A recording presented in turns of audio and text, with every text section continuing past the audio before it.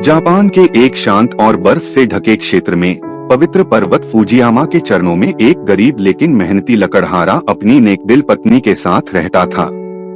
फूजियामा को जापान में आस्था और उपासना का प्रतीक माना जाता है। लोगों का विश्वास था कि इस पर्वत के सामने सच्चे मन से मांगी गई प्रार्थना कभी व्यर्थ नहीं जाती। लकड़हारे और उसकी पत्नी का जीवन सादा था, लेकिन उनके दिल में एक गहरा दुख हमेशा मौजूद रहता था। उनके कोई संतान नहीं थी। वर्षों तक उन्होंने इस पीड़ा को धैर्य से सहा, फिर भी उनके मन की कसक कम न हुई। एक ठंडी शाम जब पहाड़ के चारों ओर बादल छाए हुए थे, दोनों पति पत्नी फूजियामा के सामने नंगे पांव खड़े हो गए। आंखों में आंसू और दिल में आशा लिए उन्होंने प्रार्थना की, हे पवित्र फूजियामा, यदि हमारी किस्मत में संतान है तो हमें भी माता पिता बनने का सौभाग्य प्रदान करो। उसी रात आकाश में चांद असाधारण रूप से चमक उठा, मानो प्रकृति ने उनकी प्रार्थना सुन ली हो।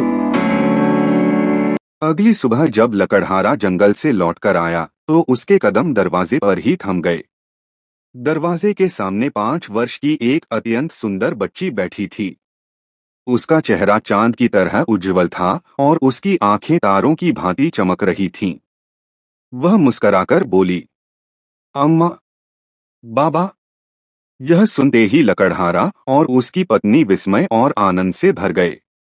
उन्होंने उस बच्ची को अपने सीने से लगा लिया और समझ गए कि उनकी प्रार्थना स्वीकार हो चुकी है। उन्होंने उसका नाम रखा त्सुकी, जिसका अर्थ है चांद।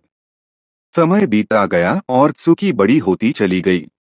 उसकी सुंदरता दिन प्रतिदिन और अधिक निखरती गई। उसके बाल रात की तरह काले और इतने लंबे थे कि हवा में लहराते तो मानो रेशम बह रहा हो। पूरा गांव उसके सौंदर्य की चर्चा करने लगा, किंतु त्सुकी स्वयं प्रायः शांत रहती। वह रात के समय चांद को निहारती रहती, जैसे उसके हृदय में कोई गहरा रहस्य छिपा हो। एक दिन त्सुकी स्नान कर अपने घर के आंगन में धूप में अपने बाल सुखा रही थी। उसी समय जापान का एक शक्तिशाली और घमंडी राजकुमार वहां से गुजरा। जैसे ही उसकी दृष्टि त्सुकी पर पड़ी, वह वहीं रुक गया। उसने ऐसी सुंदरता पहले कभी नहीं देखी थी। उसने मन ही मन निश्चय कर लिया, मैं इसी कन्या से विवाह करूंगा। राजकुमार ने तुरंत लकड़हारे के पास विवाह का प्रस्ताव भिजवा दिया। सत्य का उद्घाटन। यह सुनकर लकड़हारा भयभीत हो गया। उसने विनम्रता से उत्तर दिया, महाराज, वह हमारी सगी पुत्री नहीं है, हम उसका विवाह आपसे नहीं कर सकते। उसी रात त्सुकी ने अपने माता पिता को सत्य बता दिया, अम्मा, बाबा, मैं पृथ्वी की संतान नहीं हूँ। मैं चांद की बेटी हूँ और मुझे चांद के लोक में ही लौटना होगा।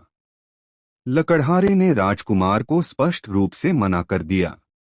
राजकुमार क्रोध से उन्मत्त हो उठा, एक साधारण लकड़हारा मुझे मना करे। उसने अपनी सेना भेज दी और लकड़हारे के घर को चारों ओर से घेर लिया।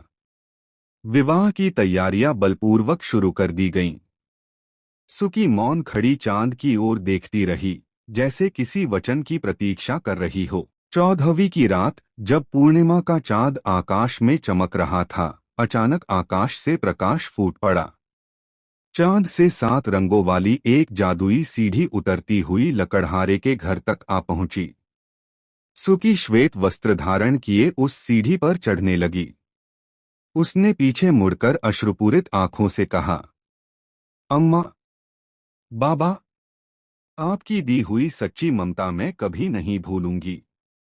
सेना ने उसे रोकने का बहुत प्रयास किया, परंतु वह सीढ़ी आकाश तक ऊंची थी। कोई उसे छू न सका। कुछ ही क्षणों में त्सुकी चांद में विलीन हो गई। जादुई सीढ़ी लुप्त हो गई। रात गहरी निस्तब्धता में डूब गई। राजकुमार लज्जा से भूमि पर बैठ गया। उसे अपने अहंकार और अन्याय का भली भांति बोध हो चुका था। लकड़हारा और उसकी पत्नी आंसुओं के साथ आकाश की ओर देखते रहे, पर उनके हृदय में संतोष था। और आज भी कहा जाता है कि जब पूर्णिमा का चांद निकलता है तो फूजियामा के चरणों में एक चांद की बेटी अपने माता पिता को याद करती है।